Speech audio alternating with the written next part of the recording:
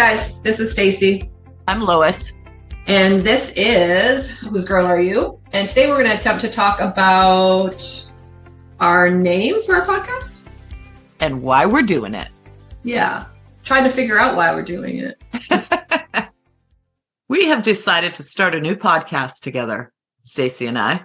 Because we're crazy. Because we're crazy and we need more to do in our lives. But it's so much fun to talk to you, Stacey. I know. Honestly, this feeds my creative side of me. It doesn't drain me of my energy. It actually gives me energy. So it's a joy to carve out some time each week. Exactly. I agree. So we need a name. Right. I have a name. What is it? Idea. Tell me. Whose girl are you? Oh my word, that's funny. You know why that's funny?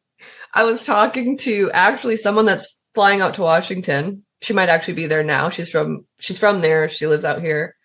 And when I saw her, I've known her not intimately, like I don't know her super well, but we've done homeschool group together and I've seen her at different things. We always chat, like we're the best of friends when we see each other. Yeah. She's never been to my house and I've never been to her house. So we're not to that level, right?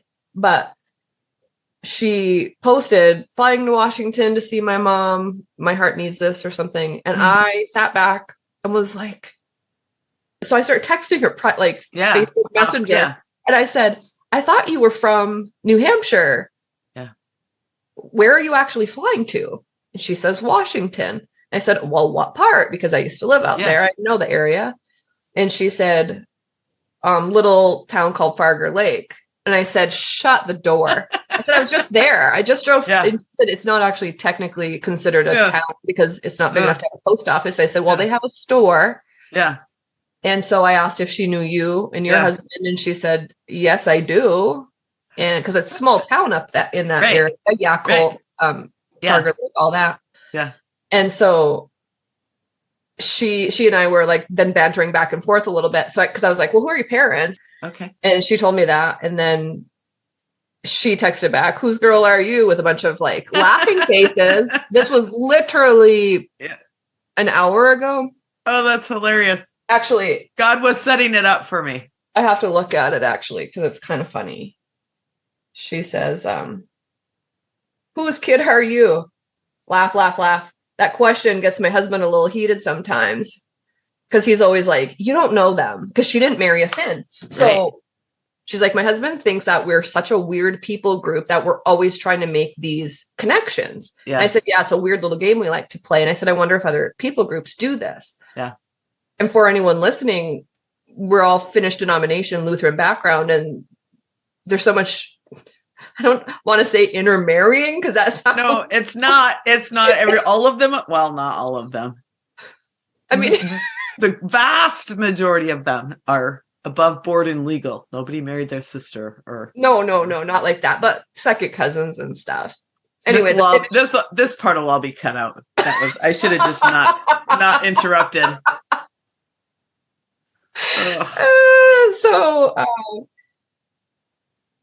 So she's like, my husband just thinks I'm weird. But then she said, well, no. So he's from Jaffrey Ridge or something like that. Because these are small towns, she said they still do that. When she runs into someone and they see her married last name, they say, oh, are you so-and-so's wife? Yeah. And she's like, yeah. So it's like people that he went to school with or people he's with or different things. And so she's like, the small towns do that same thing and try to it's a community. I think it's literally just a humanness. It is. Because let's say you're worldwide, you're in some other country and you meet another American. Yes. There's this camaraderie because you're from the same country. And then if you happen to be from the same state, you're like in the United States and you're at the airport somewhere and you're both going to the same state. You're like, oh, what part are you from? You know? Yeah. So we're always trying to see, do we know anything similar? We're always trying to find similarities in each other. So I feel like it's a drawing closer to each other. It bridges the gap between us. It forms a connection between us that is really important to our well-being, our mental and spiritual and physical and every part of us. Like, that connection. Like, oh yeah, we want to connect. Have you ever heard if you don't touch a baby, they'll die? Like they need physical touch. You can meet all of their needs, food, whatever, but if you don't touch them, they need to be touched. Yeah, actually, even if a baby doesn't get picked up when they cry, when they're little, Right. like Right. newborns, like in Mhm. that, it's that first few months thing. There's studies because of these kids that grew up in orphanages, these poor Right. children that, yes, their diapers got laundered. Yes, they like got a bottle. They had very minimal touch though. And a lot of times when they cried, nobody would come and they eventually Yes. would stop crying. Well, they find out that during this time, they form these synapses in their brain that allow for attachment to people. Yes. And then Yes. they literally grow up and spend their entire life not being able to form these attachments. Right. Like Right. their mother, their teacher, their pastor, Mhm. and the guy down the street and the garbage man all have the same attachment. Like Mhm. they Mhm. can't Yeah. form that deep connection that will like die for you type of Yes. connection, you know. Yes. It's really kind of sad. And I feel like it's on a smaller level, that's the same thing. When I'm in a foreign country and I hear someone speak English, I'm like, oh, my people. Yeah. Even if it's somebody that I have never laid eyes on and they're from across the United States. And But- we feel like that in the church. So the idea I was thinking with the whose girl are you? I was serious. I'm not joking. Yeah, it made me just laugh though, because what's the chances I would have had that conversation with her this morning? Right. So, but what I want that we're talking to each other, but primarily I'm sure that our listener base is going to be people from your church, people from my church, kind of relative, people in our people group. I don't think we're going to go viral and have people from Georgia listening to us, or people, well, actually we might, because there's people we know in Georgia, but you know what I'm saying? Just, I don't expect us to have thousands of listens a week, but they're primarily going to be people that know us personally in some way, maybe only through Facebook, maybe only through, a friend of a friend, but they're going to know enough about our people group to say, I know what that means. The bulk of them. And if they don't, I think we can explain it in a little. But so here's one of the other, the progression of my name list was girls, and then in parentheses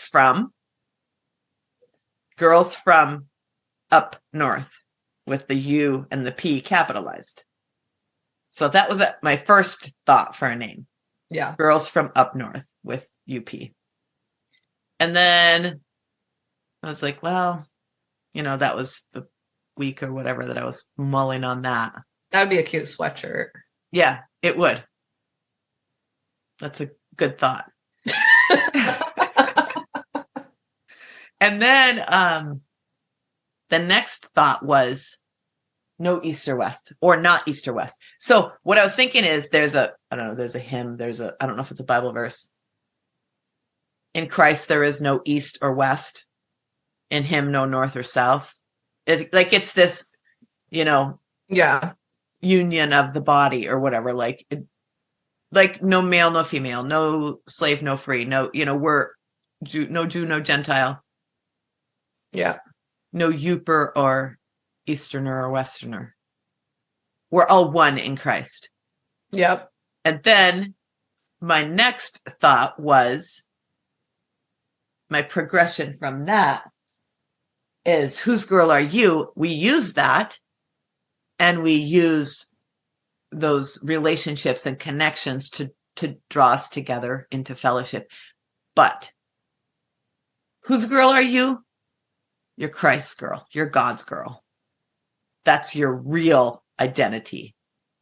It's not an earthly connection to somebody else from the Upper Peninsula, or somebody else from America if I'm in a foreign country. My real connection and my heart connection is you're another child of God. And that, okay, so that has kind of its levels too, though, because every human on the planet is made in the image of God, but all of them don't believe the redemption that God brought for us So the ones who believe the redemption, the believers are on a closer connection because they get that they're sinners and they get that they're redeemed and they believe it. Well, I mean, we're all created in the image of God, but we're not all his. No, exactly. We're not all his sheep. Yeah. Yeah. Some belong to the enemy camp. Yeah, absolutely. So I think the Whose Girl Are You actually is funny because most of the people in our groups would understand that. Yeah. And the other thing that I like about it is if, let's say we were inviting someone to come on. Yep. And the intro would be a very easy intro to be like, so tell us, whose girl are you? Yes, absolutely. And so it will give context to, because usually when you have someone come on, you're kind of like, where are you from? Who are you? Let's get a little context before we jump about into yourself. talking about. Yeah. So it would be a really easy intro. Yeah. For guests. Yeah, absolutely. So yeah, I don't cool. hate it. We can think about it anyway. We don't have to decide that today. So, whose girl are you? What does that phrase conjure up? For me, I literally hear that and I can picture an old Finnish man standing in front of me and I'm a little kid and I can picture him looking at me saying, well, whose girl are you? And from a very young age, I knew exactly what he was talking about. Because in our culture, there was always trying to make these connections on which family are you from? Whose kid are you? Because a lot of us look similar with our blonde hair and our green or blue eyes. And I mean, there's a few brunettes out there, but for the most part, we all kind of blend in with one another. And so that question meant, who are your mom and dad? And if they couldn't make the connection there, then they wanted to know who your grandparents were. If they were too old. If they were too old, then they had to go up a generation because they weren't quite sure. And then once they finally got the connection point so they could put me in their little puzzle, they were off. They were done with me. Like I had answered the questions, the riddle had been solved, and that was that. And I do this now to people and not intentionally. It's just something that I had been asked from a very young age. And I've just carried on this tradition. So when you came up with the name for it, I laughed out loud. Literally, it was like, this is sort of a no-brainer. So that's what conjures up in my mind when I hear that. When you hear that phrase, what do you think of? Yeah, the same thing. It's this question that people ask, I think, when they're trying to, like you said, put you in the puzzle where you belong. And it's a clue to who you are, which I think none of us are our parents. None of us are our grandparents. But there's a desire for connection in people that's really interesting, because if you go to a foreign country and everyone around you is speaking Spanish or German and you hear an English speaking person, you're going to go, oh, you're my family. Who are you? Where are you from? Oh, you're from Texas? Well, that's okay. I know where Texas is, but you're connected in a way that I think humans value that connection. Oh, we yearn for it. And this is one of the problems in our society, I think, why there's so much anxiety and depression and stuff. I mean, it's not like I have solved the problem of anxiety and depression. I'm just saying it's one part of it, is that loss of connection. But even for me to go really regionally and even form the connection between you and I, when I live in New Hampshire and when I hear somebody that has the accent from the Upper Peninsula of Michigan, I'm like, my people. And then I want to know exactly what town they're from. And if I know the town, I want to know what road they're from. I want to know what school they went to. I want to know if we know how many of the same people we know and form those connections. And I feel like we're just kindred spirits. I just met this stranger who has the same accent as me. And all of a sudden, they're my friend. Like immediately. They just have an in with me, until proven otherwise. And so it's interesting that the connection between you and I, we actually both come from the Upper Peninsula of Michigan. You do as well. Which you don't sound as Michigan as I do. Well, I've been gone from there since I was 17. So have I. Okay. So you were the same age when you left. Yeah. That's interesting. Maybe the West is a little, I don't know, rubs off a little more. Maybe I'm just a little more influenceable. Here's the deal. I actually have worked really hard to get rid of my accent because when I first moved, it made me feel really out of place because I didn't know other people out there. I knew one person out there that was from the UP. So I felt like it made me stick out and sound stupid. So I tried to suppress it and make myself sound like right now I'm trying really hard to not have that accent. I have to try. So when I'm talking to, like, if you had a really heavy Yooper accent, this thing would be a disaster because the minute I get around, like I try to go back every year just to stay connected with my roots and, or if you're from there, your roots, and stay connected to my friends and family from up there. And the minute I get into town, I mean, I'm not even in town. I'm starting to listen to the radio and I hear the accent over the local radio station and it starts to kick in. And I have a real peace about it. I really feel like my full self when I'm able to talk like that amongst the other people that talk like that. And I feel so comfortable. And then when I'm not around that and I'm back in New Hampshire, because here's the deal. I have also been picked on about my accent. Right. I mean, even within my own nuclear family, because my children, nobody was raised there. So my husband, he has a little bit of a New England accent. My kids, I feel like have no accent because I have the Yooper accent and he has the New England accent, and they are just generic because they lived in Utah and Washington State and they've moved around all over the place. And then I've tried so hard to not have an accent. Maybe that's rubbed off on them as well, which I'm kind of thankful for. Although now I'm older, so now I think it's kind of cool. So even when I'm on the phone with a cousin and she's from the UP and we're chatting, my husband knows walking through the room that I'm talking to someone from the UP because I just kicks right back in. So that's just an interesting thing about that. And it was shocking to find out. I met you in Washington State. My husband dragged me up to your house because you're a bit older than me, about 10 years, right? So like 10 years older than me, and then your oldest daughter is 10 years younger than me. So I was kind of in that middle ground. I didn't really fit in with any of you 100%, right? But there I was, right? Because our husbands were friends. I started going up there to your house, and knowing that you were from the UP though gave me a little bit of a sense of belonging in a place where I didn't really feel like I belonged. So anyway, our roots started off literally 10 miles apart because you're from Castle and I'm from Hancock, about 10 miles, right? Well, 10 minutes. See, we did 2 miles up there. 10 minutes. We only did time. So it's 10 minutes. I don't know if that equates to 10 miles. I guess that's just what my brain does. It's probably not actually 10 miles. It probably isn't. But it might be. I mean, it's back roads and, on the straight places you go faster than on the curvy, hilly places.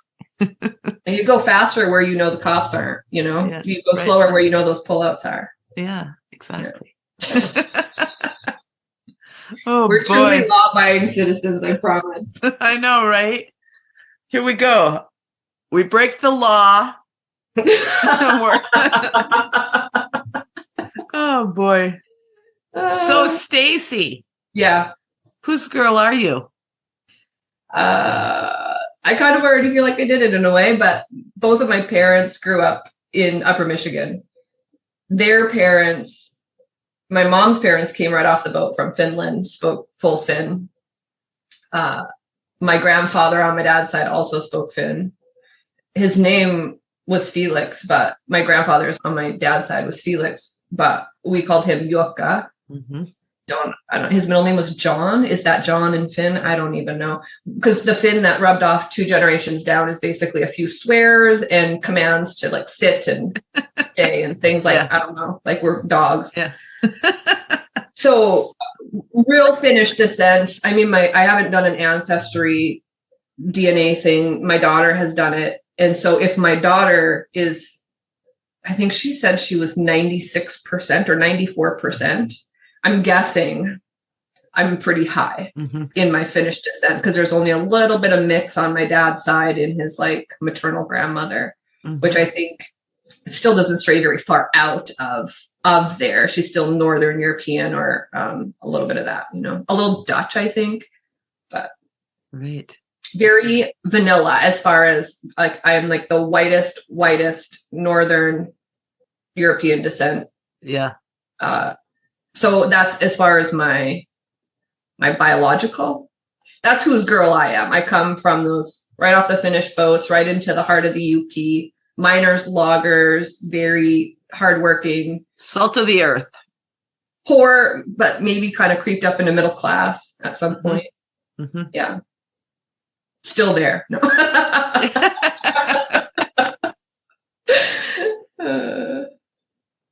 Whose girl are you? That's what I want to know. Enough about me. I also am from the UP of Michigan, as you said. And my grandparents also came over from Finland. And I have done my ancestry. And I was 100% Finnish, Western Russian, or whatever that is. It's like the line, the circle kind of crosses over into Russia. So yeah, 100%. I always used to tease my husband, Al, I still do actually, that when we started dating, I didn't realize that he wasn't 100% Finnish because I didn't know there was any other possibility, right? And by the time I found out, it was too late.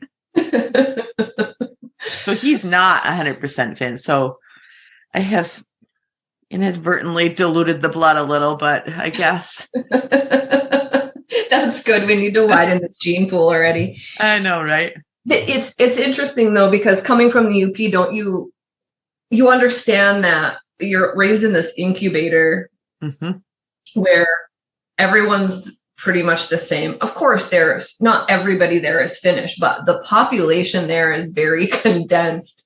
And even in Hancock, so like I'm actually from Ripley, right by the ski hill there, but Ripley is hardly a bleep on the map. So Hancock is where I just say I'm from because it's the right down the road. It's a normal sized town. I wanted to say big, but it's not big.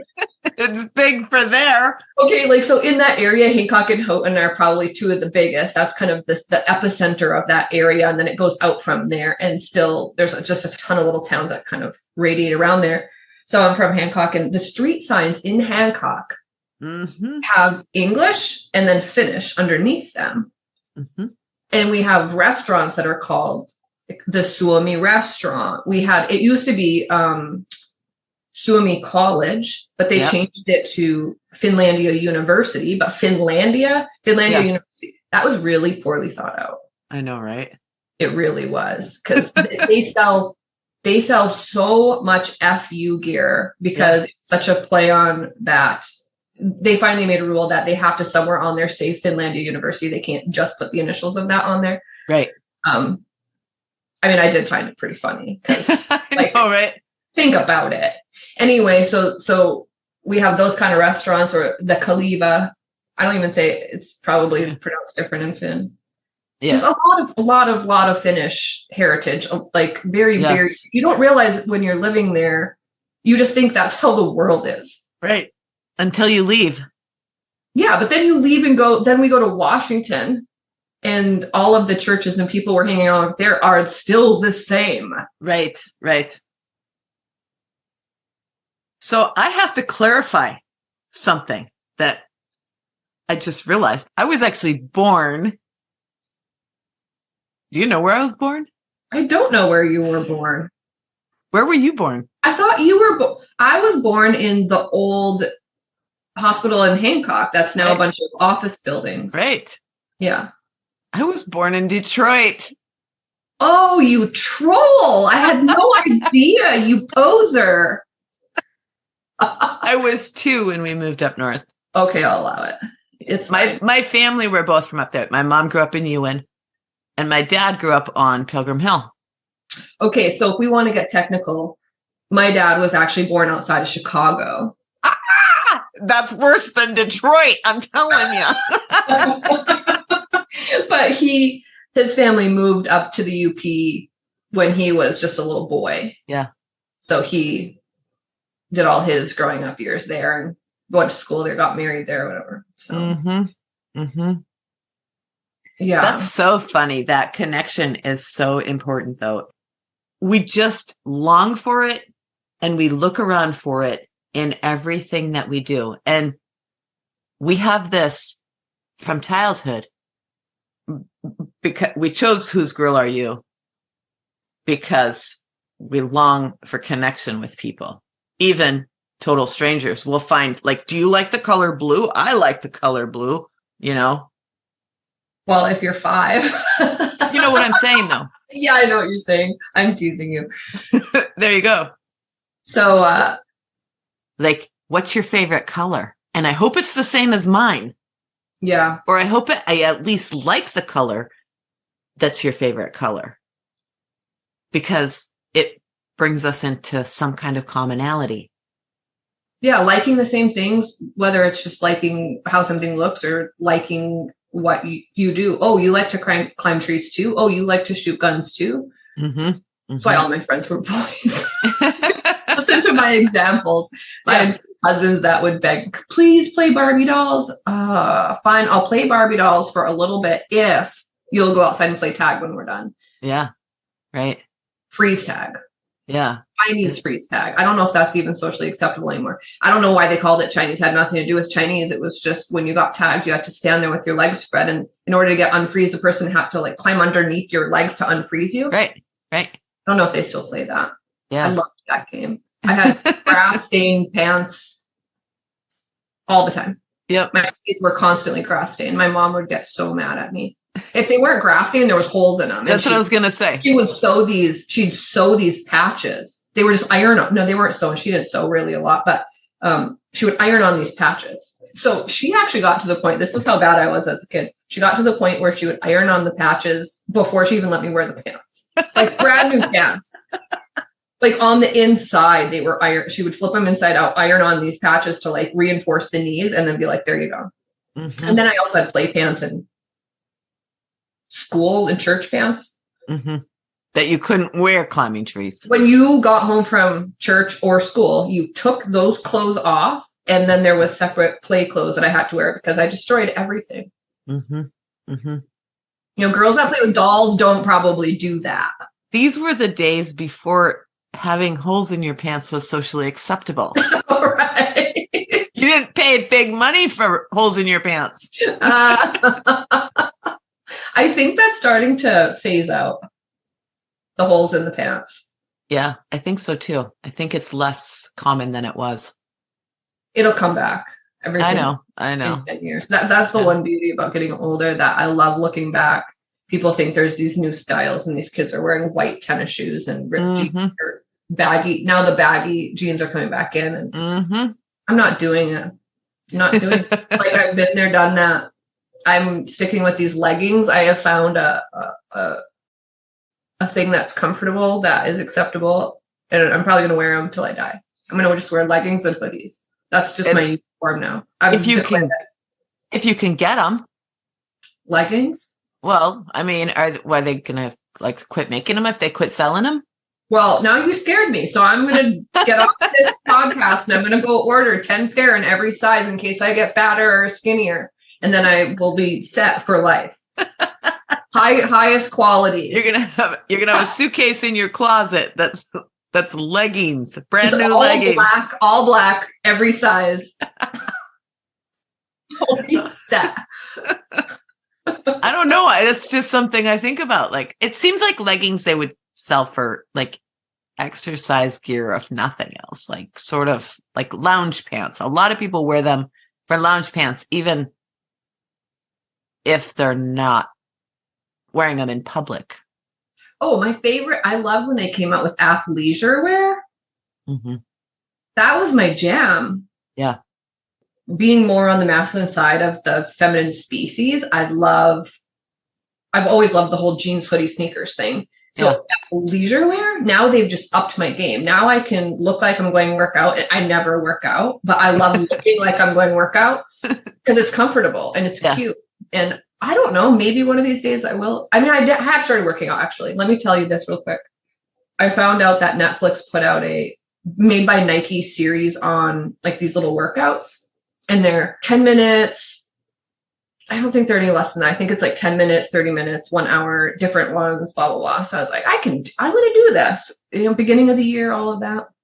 So I started a 10-minute one. I got about 8 minutes in. I thought I was going to die. I laid on the floor and watched the last 2 minutes of it. And then when they're like, let's do the cool down, I was like, okay, I'll do that.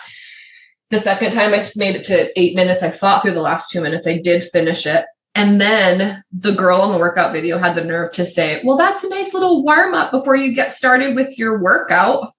I was like, that was my workout. As you're laying there, panting and trying to recover. Yes. Oh boy. I was like, warm up my foot. Okay. So anyway, I'm trying. Good for you. But I'm not doing super great at it. I mean, I'm averaging 3 8-minute workouts a week. Hey, that's more than you were doing before, right? It's true. Now that I said it, I'm just probably not going to get one in next week. And then you're going to ask me how I'm doing. And then I'm going to be like, yeah, I quit that. Yeah. New plan. That 24 minutes of the week was just too much for me. It's something you have to commit to, though. Or, it's not just going to happen on its own. And I don't. So I should turn over a new leaf with you and get myself motivated, because I don't. Because it's so hard. Too busy. And it's just, if I don't put it on my calendar, it's not happening. Yeah.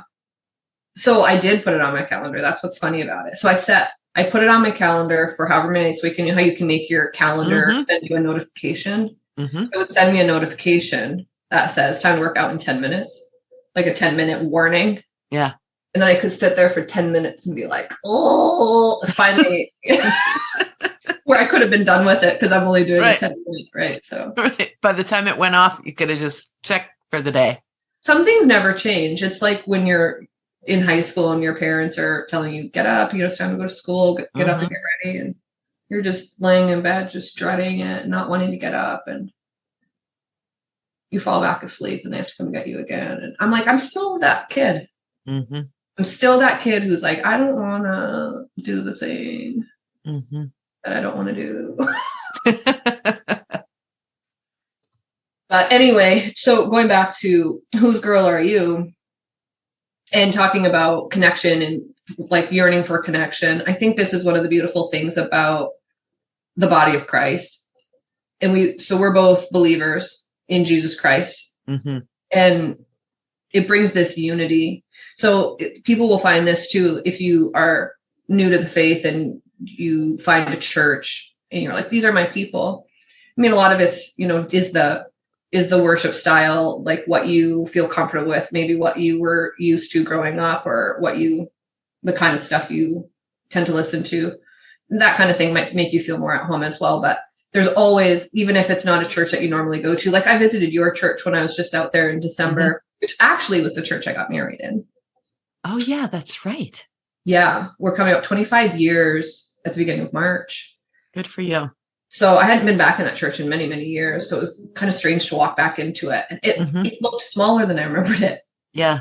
Even though I was an adult when I was there. I thought that only happened when you were a little kid. When you're a little kid and you... Yeah. Something huge. Yeah. I don't know. Saw a waterfall. And then you go back when you're older and you're like, that waterfall is literally 2 feet tall. It's like actually a storm drain. Like it's not even like, I had that. It wasn't quite that severe going into the church, but it did feel smaller than what I remembered it.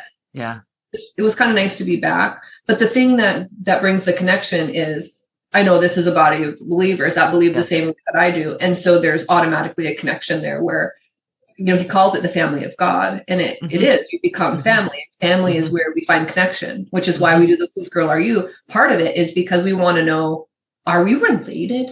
Like we may be related. If we go back far enough, maybe we can figure out if there's some kind of actual connection. And so even for those who are outside of the whole Finnish realm and there isn't all of these familial connections or whatever, there's still a connection as far as a body of believers that we have that unity. And I think that's a beautiful thing. So with the whole whose girl are you? I think ultimately, first and foremost, you're Jesus Christ. It's like you are grafted into this family. And that's the main thing that we both have in common.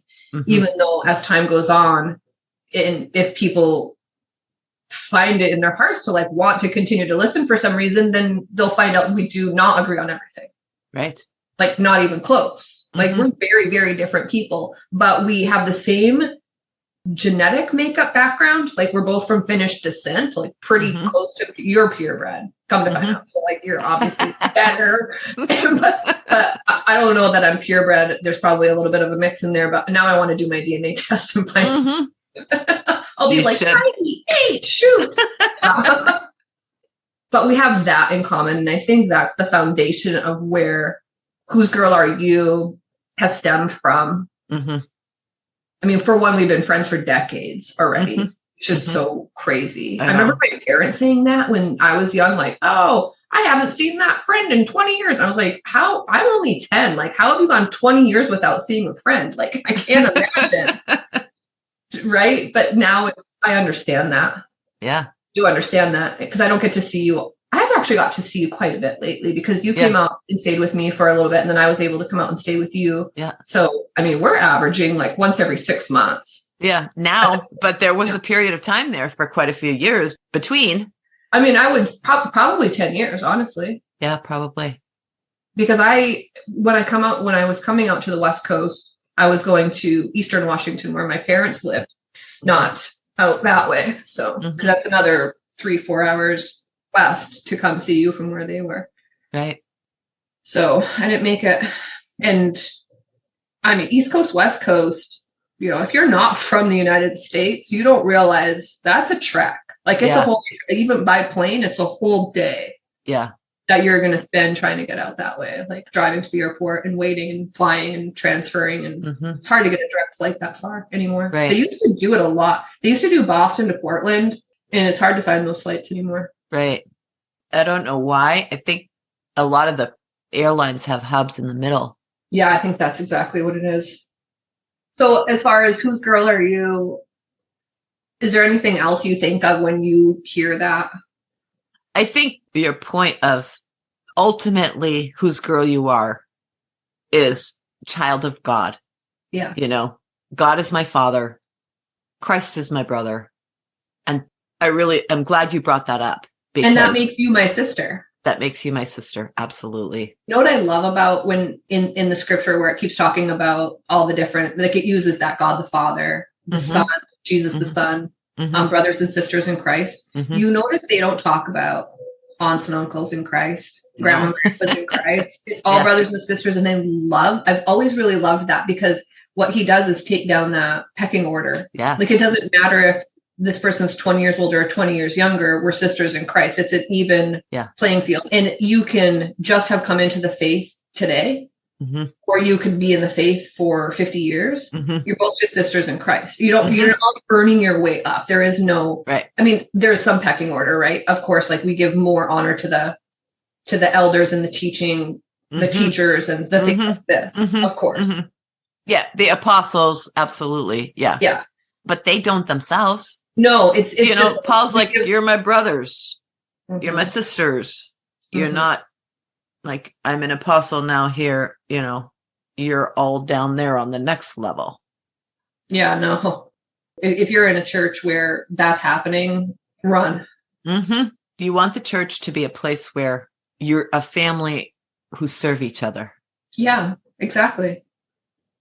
And that's just the foundation of it. If everyone could come into it with the thought of, I'm a servant, and I put my other brothers and sisters above myself, their needs above mine. If everybody did that, I mean, that's paradise right there. I think that's heaven. Yeah, right.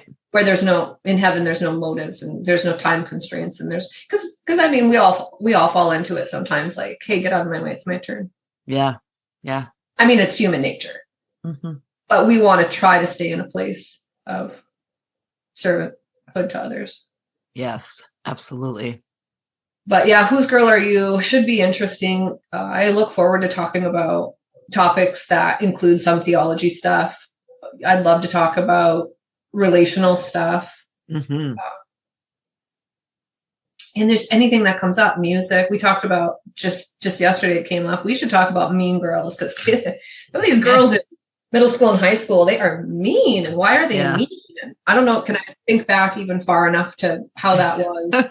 Yeah. I can. I mean, honestly, like you said the emotions, ooh, they stir when you hear that term. Yeah. I don't know that anyone's made it through middle school and high school if you're in public anyway, and I'm sure private as well. I mean, and I think, yeah, I don't even think, even if you're homeschooled, you're going to have that at church. You're going to have that at your cousin's house, or wherever. Yeah, you're There's right. just, relationships are hard. And yeah, we definitely want to talk about relationships. Yeah. So theology is going to be mixed into all of it, because it's who we are. Yeah, exactly. But I think there are cultural topics that we would like to address. I mean, basically, when I think about it, because we're talking about whose girl are you? And we know where our similarities are, and we'll be finding out over time what our differences are. Mm-hmm. But then we're looking at relationships and culture and just life stuff from two different points of view, mm-hmm. but with the same worldview, mm-hmm. right? Through the lens of why are we here? What does eternity look like? Mm-hmm. These kind of things. Who's obviously who's in control. Mm-hmm. And in case you don't know, it's not you, it's not me. But we're looking through the same lens of scripture as we look at these different cultural and relational and other topics that come up. And so I'm really excited to see where our differences are and rub up against one another. And I don't mind being pushed up against and proven wrong, because I'm not sitting here thinking I know everything about everything. And so I'm going to, get together with this other brainiac theologian who we can make this amazing podcast and teach the world about how to live. Like, that's not it. No, it's more about like, hey, one of the big things that I've been attracted to you as a friend over the last however many decades is the ability, and our husbands have this too, and it's been interesting to watch, and we have this as well, the ability to discuss topics that we see completely differently, that we do not agree on, but that there's still, because you're my sister in Christ, there's still a love, there's still a respect, there's still I will listen to yours, I will consider what you're saying and really try to give it some thought, and I'll be okay with being proven wrong. I mean, does my ego get a little bruised? Sure. But I would rather push up against someone else that's leaning into Christ, as I lean into Christ and you lean into Christ and we push up against one another. Yeah. I mean, truth prevails. Yes, absolutely. There are some issues that the Bible just does not make 100% crystal clear. And those are the things that we're both going to be right and wrong in at the same time. Right. And we're just going to agree that that's as far as we're going with that one. That's as far as we push. Yep, that's as far as we can go, because the scripture doesn't speak anymore. It doesn't give us more. Yeah. Yeah. And we can't add to it. I mean, so it'll be opinion based. This is, you're going to hear my opinion, because that's just who I am. Right. I mean, I think some people that have to be around me all the time, my coworkers and stuff, are probably like, oh yeah, we know you have an opinion. And like, it'd be nice if you kept it to yourself once in a while. I am learning that over time. So maybe I do bite my tongue a lot. I've said like, being a parent of a adult married child, and you've done this multiple times over now. I'm only into my first one. I have my first grandkid and he's just over a year. And being an adult parent, a parent of an adult, I am an adult as well, but having an adult grown daughter, one of the biggest skills to keeping a good relationship with them is to bite your tongue. So I joke with my husband that my tongue hurts. And he kind of laughs, because I feel like there's periods of time where I'm biting my tongue a lot, because you have to let them go. Yeah. And now you can only give if you want to have a good relationship, I mean, you can do whatever you want to do, but yeah, right. I feel like I'm learning that if I want to have a good relationship, I need to only give advice to her and her husband when they ask for it. I can't always be sharing my opinion, because sometimes this is detrimental to the relationship. Right. Not only to theirs, but to like all relationships, right? I'm like, if I know someone's in a certain place, I'm not going to I need to sometimes be quiet, bite my tongue. Mm-hmm. But this podcast Mm-hmm. gives me like the outlet to share my opinion, because if someone doesn't want to listen, they can just shut it off. Right. I'm not holding anyone hostage here. Like, I can't force anyone to listen to this, nor do I want to. Right. But if someone is interested in hearing, two people kind of talking about issues and trying to figure out truth and trying to push up against one another as we try to just navigate the world and the different things that we're coming against or have seen, then great. Yeah. If they don't, like, shut it off, really, I won't be offended at all. Yeah. But this is my outlet for it. I was like, finally, God, it's somewhere where I can share my opinion. Yeah. And you're expected to, more than you can grudgingly. Like, we'll listen to you if you insist on forcing your opinion on us. But no, yes, in the future, this will be a class that'll be mandatory for my kids. No. We're both going to share our opinions. Yeah. Because that's what this is about, is two old friends exploring all sorts of different things and just having a microphone on while we do it. The other thing that we've talked about, just in case someone's wondering what this thing's all about, is we also have the desire to have people on from different generations, from 20s, 30s, 40s, 80s, 90s, 100, whatever we can find who's willing. Yeah. To ask them different questions to see maybe what are the challenges of different generations today. Maybe I'd really be curious to talk to some younger people and some older people about technology. Think about smartphones and social media apps and different things like this. And I really want to get their takes on the pros and cons of these things. Right. And what the struggles are for the different generations. Because I think they're going to be totally different. Oh, yeah. So that's definitely something I've been thinking about a lot, because my dad lives with me, right? And he's not even that old, but he's a boomer. He's like kind of on the tail end of that. He's in his late 60s. And he comes to me the other day with his phone asking me, did I tell you this about the icons? Oh, yeah. Yeah, you did. Yeah, you did. But go ahead. I was at work and my daughter's messaging me like, where's grandpa? And I said, I don't know. I'm at work. And she's like, oh, shoot. Because it was a day I don't normally go into the office, but I felt the need to go in because I had a lot of stuff to do. She said, well, you're no help, because she was going to have me go upstairs and knock on his door. And so she was calling. He wasn't answering. So I get home from work and I was like, did you talk to her? She's been trying to call you all day. He said, oh, she has. And so he looks at his phone and he's like, oh, I had the ringer off because I took a nap. And I was just like, oh, okay. The joys of being retired and older, just taking naps. So he's like, I forgot to turn the ringer back on. And he was like, it doesn't even show me that I have anything that I missed. And he calls. So I said, let me see. We have the exact same phone. So I grabbed his phone and I was just like, right there, it shows that you have a voicemail. He's like, oh. And I'm like, and right there, it shows that you have a missed call. He's like, what are all these other icons? And I was just like, okay. This is how much service you have for your bars. Shows your Wi-Fi's on. This shows that you're hooked up to Bluetooth. This shows your missed call, the voicemail. These ones over here are showing like, hey, you have a Candy Crush notification and, whatever games you're playing on there. Oh, he had no idea. And I said, and he's like, well, they're so tiny, I can hardly see them. And so I slid the screen down from the top and it shows all the same stuff basically in like bigger bars. Yeah. Bigger sections. And he was like, wow, look at that, And I was like, oh, the struggle's real for him.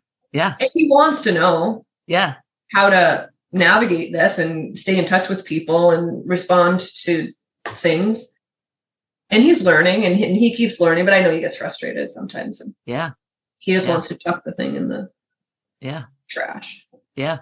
I mean, I do some days too. Right. Exactly. When I lost my phone once for a week.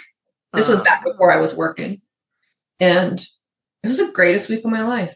It fell in, like, I have this basket with towels in it in my bathroom and it had fallen in there. And it wasn't until I grabbed the last towel out that I found the phone at the bottom. And I was like, oh, because my husband was like, you need to get a new phone. And I said, do I though? Like, do I really need to? I said, I'm considering just getting a landline. And he looked at me. I don't know. I had this wanting to just go back to, I wouldn't say a better time, but a simpler time. Yeah, definitely simpler. I don't know if it was better. I don't think it's better or worse. I think it's different, but I think it was simpler because they left a message on your answering machine.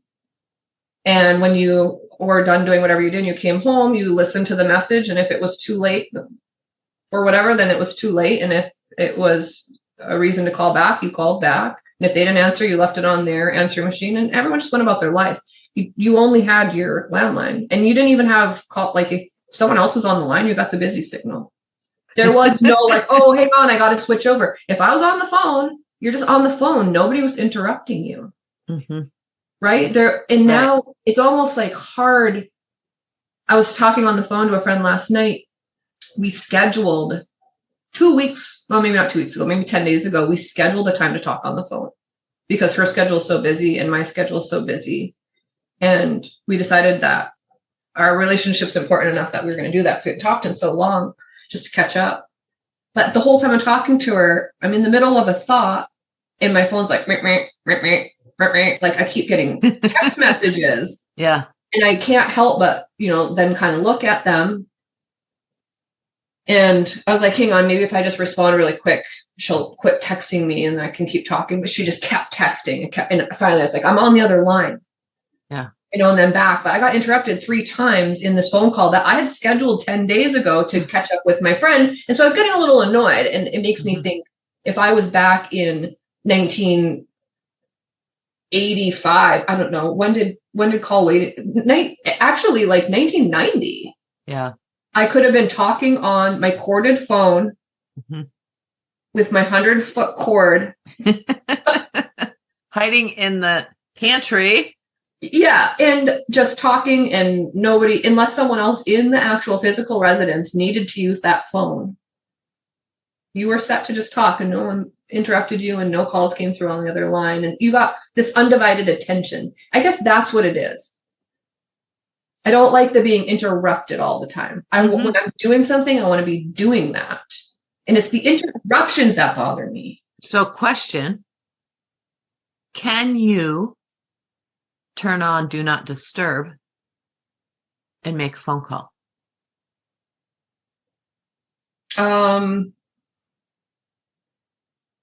Maybe, but honestly, my gut reaction was like, maybe, but what if it's an important text? Because that's what's happened to my brain now, right? It's broken. Your brain is broken. So I'm sitting here thinking about it and thinking, yeah, it probably is a function on the phone. It probably is. I mean, most of the apps do have this. Yesterday at work, I don't know what's happening with, we use Slack app at work to even talk amongst our offices. We don't have to keep getting up and interrupting each other and whatnot. And I was really busy because we're preparing for the annual meeting that's coming up on Saturday. And poor pastor comes in and he's like, why are your messages snoozed? It says you're sleepy. And I was like, well, technically I am sleepy. I only got 3 hours of sleep last night because we've been having our power outages and stuff like this with this crazy snow, ice, whatever thing that's happening here in New England right now. So we were without power for 24 hours without a generator and it was freezing cold and I had a migraine. It's just been a really weird week. Yeah. So I was like, I don't know. And so he's over my shoulder, like, you can go in here. Cause like, he's also quite a bit younger than me. So he's like treating me like I treat my dad. And he's like, you can go in here and change like your notification settings. Whatever. I said, I know this. And so like, I know how to do this. And I changed, like, I didn't realize I didn't set it like that. I don't know if it's on some timer or what. So I go in there and I like changed it. And he came in again like an hour later and he's like, why is it still snoozed? And I was like, I changed it back. I went and looked again. And I was like, I don't know. I don't know what's happening. I basically was like, this is me being like a boomer. I'm like, I don't know, probably gremlins in my computer. Which I don't think he appreciated. But I'm learning how to use all of these apps and stuff too. And so you're probably right. There probably is a Do Not Disturb. Does anybody use that function? Now I kind of want to look at my phone. I use Do Not Disturb every night. Well, I just turned my ringer off. Is that the same thing? I don't. I do this process a little differently because I don't have a landline. I have no way, if I turn off my ringer and there is an emergency. It's in your sounds? Mine is just where I have my do not disturb is Oh, I found it. it's one of my top icons. Do you have an Apple? No, I have an Android. I have an Android. Oh, okay. So here's my thought. I don't have a landline. If I shut my ringer off and there is an emergency in the night, somebody's going to have to drive to my house. So I have do not disturb, but my phone calls still come through. I don't hear text notifications. I don't hear social media notifications. I don't hear game notifications. I don't get email, nothing.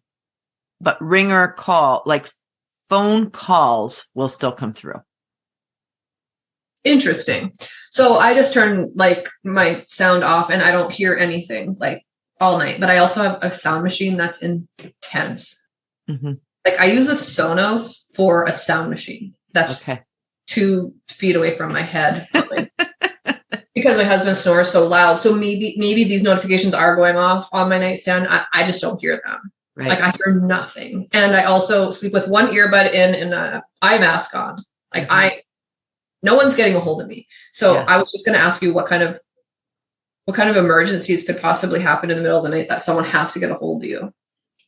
Okay. I have married kids and I've had, grandchildren where they're due, they're pregnant. And when they go into labor, I want a phone call because I'm going to go over there. Okay. Yeah. I left my phone on with my ringer on when my daughter was far but along. I mean, any kind of family emergency. I guess for me, like even if someone dies or something, I don't want to know till I wake up in the morning. Like, yeah, but what if it's something that they're not dead, but they're in a hospital and it's looking shaky? I want to be able to go now. Yeah. This is why I like talking to you, because we talk about like the most random rabbit trails, but they're so interesting. So sleep, like I need sleep pretty bad. Mm-hmm. I don't know how I survived my kids when they were young. Probably because they were one at a time and they were 4 and 5 years apart. That's probably how God's like, that's all she can handle. So that's what that's going to be. But there's really, besides my daughter going into labor, I can't think of anything I want to be woken up for during the night. I honestly, you have an emergency, like you're an adult, you're going to have to take care of it yourself. And like in the morning, let me know. I would rather find out bad news on being well rested than be woken up in the middle of the night to hear bad news. Yeah. We have another situation. My husband's mother is living alone. His dad passed away a little over a year ago, and she has an emergency button, and it rings our cell phones. If she has an emergency and pushes her button, it's going to ring. It calls her daughter, and it calls my husband Al, and it calls me. So, our phones have to ring. Our phones have to ring because so I don't. And I guess I just feel like if I had a landline and I knew that someone could get a hold of me in an emergency, my kids know. I mean, I have a 15-year-old who is now, he's not quite, I shouldn't say 15. He's still 14. He's going to be 15 soon. But, he's off with his friends. I want him to be able to get a hold of me. So, my kids know, and people who would be in that close of a relationship where they would be contacting me in an emergency know, if you can't get through, if you text me and I don't answer, because I don't put my do not disturb on until I go to sleep. Right. So if I'm up till 10 o'clock and then I go to bed, I turn on do not disturb. If I am up till 2 a.m., I don't turn it on till I go to bed. So you can text me at midnight, and if I'm awake, I'll answer. Yeah, same. If you text me and within 3 to 5 minutes I haven't answered you, call me. And my kids just know that. Like if they text me, and if I don't respond, they call and say, sorry to bother you, but. Right. So this is kind of making me giggle inside a little bit. Like maybe you're just a better person than me. No. But, we did, because part of me is just like, I mean, I have married kids that have a kid and stuff like that too, but I'm sorry, don't call me in the middle of the night to ask me what to do about their fever. Like, I'm going to be like, Google it. I mean, for Pete's sake. Yeah. So or you should know this by now, but this is what's making me laugh about it is we did these spiritual assessment tests at church. Just me, the pastor, and the communication director did them one day. And, guess what my highest score for that was administration. Yeah. And my lowest was mercy. Yeah. So, and then they both rank in their top 3, they had mercy, yeah. But administration was at the bottom for them. Right. And so it just comes to this. I don't have a lot of mercy, I guess. Like it is my lowest spiritual gifting. Yeah. I'm administration. So I'm like, figure your stuff out, like get your stuff in order, figure it out on your own. I mean, I'll help you when I'm available. This is just the way my brain thinks. Yeah. And those that have more of the gift of mercy, they want to stay available. They want to be there to support the person. They want to, and not that I don't want that, but within my time frames. So it sounds a little selfish, but it's really a protective thing, because being in the gift of administration, you find yourself in leadership a lot. You find yourself directing a lot of people a lot, and it can be very taxing and draining. So then you kind of subconsciously create these boundaries. Right. Where you have this time where you're not doing that for people. So that's why I guess maybe as we're thinking through this, maybe that's why I don't want to be available at night. I'm already available so much to so many people that I just hit limits. And then I'm like, nope, this is I'm sleeping. This is my time. Y'all have to figure it out. I'll message you when I wake up. Okay. I want to use an example that you brought up though. Within the last few months, have been on the phone at 2 a.m. with one of my children about a baby with a fever. Honestly. Yeah. Because you can Google it, and Google and medical issues, all they say is go to the emergency room. And she's like, Mom, do I really need to go to the emergency room? Like, really? Right. So I was glad to say, you know what? This 102-degree fever, yeah, it's freaky, but it's not dangerous. And your body is actually doing what it's trying. It's working to make her better. Right. It's the body's way of fighting it off. Yes. Right. So your body is getting rid of that virus that's replicating in there. And that's how it does it.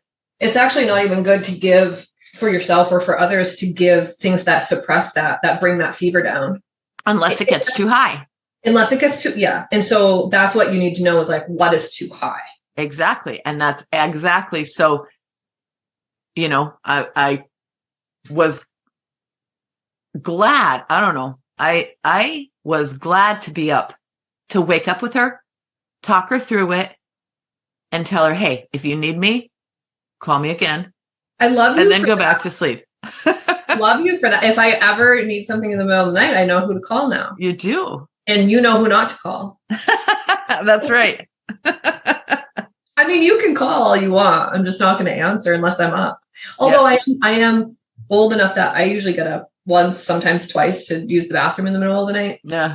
So stupid. I hate that. Do you look at your phone? I do. Well, so the reason I do is because I don't want to turn any lights on. So I grab my phone off my nightstand and use it as my light. Not even a flashlight, just I open up the screen. Yeah. And I just use that as my light because I want to try to stay as asleep as possible. But as I'm sitting there taking my 2 a.m. tinkle, I glance. And if there's any notifications, I'm not going to check like my work Slack app and stuff like that. I'll listen at 2 a.m. But if I see that I have a Facebook Messenger or a text message, I quickly like pull it up. And if it's someone that's close to me, I click on it.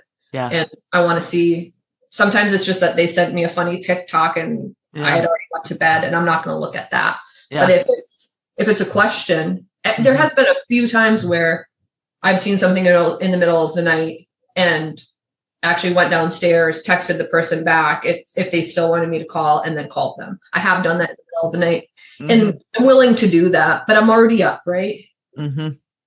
Like I've always been the worst at this. Even when my kids were little, you know, they come into your room in the middle of the night when they're toddlers and they're crying. Some people's motherly first response is, oh my gosh, sweetheart, what is wrong? Hugs, kisses, let's figure this out. My first response is, shut up and get out of my room. Like, I don't say that out loud. Like, that's my part's cry. And then I have to be like, take a deep breath here and deal with this. They're dependent on you. Yeah, exactly. It's just like they're kids. Like, I have to remind myself, like, it's a child, you know? And, but I still am very just solve the problem, get back to bed type of person. I'm not hugs and kisses and cuddles and going to start talking to them about their dreams. And I'm just, you need to go to bed. We'll talk about this in the morning type of thing. And like, please don't get out of your bed again. Like, that's the kind of, my poor children. But it's just how it is. That's just the truth of it. I wish I was the mother that was like that, but it's not how I'm built. I try. Like, I'm not saying like because I have these internal dialogue with myself doesn't mean I act that way. But I'm acting what I feel like I'm acting against my nature in a lot of my parenting because I'm not as merciful and compassionate and physically available, and like I struggle. I struggled with motherhood because of that, because my personality is more at an arm's length with everybody. And I don't know, maybe this will end up turning into a podcast on counsel Stacey on all of her personal problems and get to the bottom of it. But that could be interesting as well, because like, there's a lot there. That could take us a couple of years. And then we throw mine in there, and we'll more years of fodder. You know, it just, I don't know how we got there, but I hope that people listen to this and have a sense of whose girl we are. Yeah. It's multifaceted. It's not just who's our biological parents, which is the foundation of that question. Right.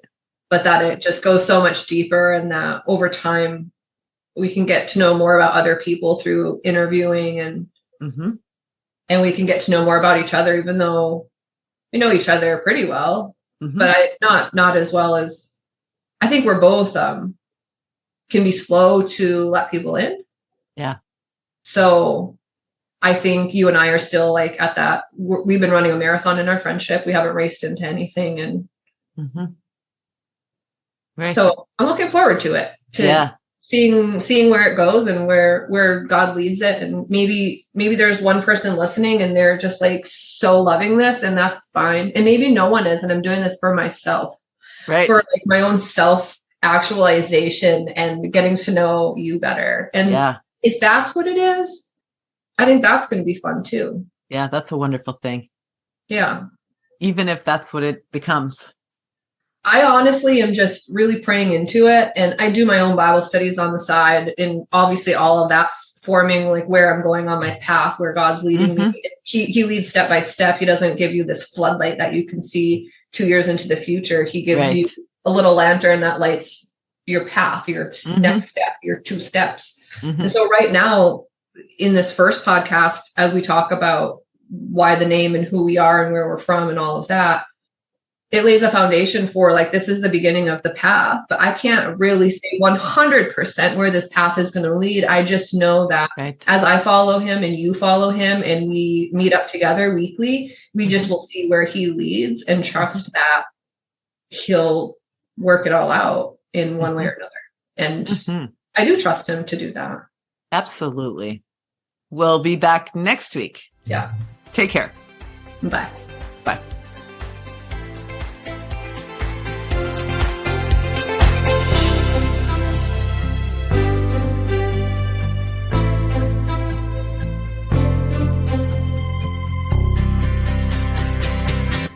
If anyone out there would like to give us some ideas on what you'd like to hear us talk about, or you have some comments about something that you heard, we'd love to hear from you. If you want to email us at whosegirlareyou@gmail.com. Right. whosegirlareyou@gmail.com. Who is WHOSE. Whose girl are you Yes. at gmail.com. We'd love to hear from you.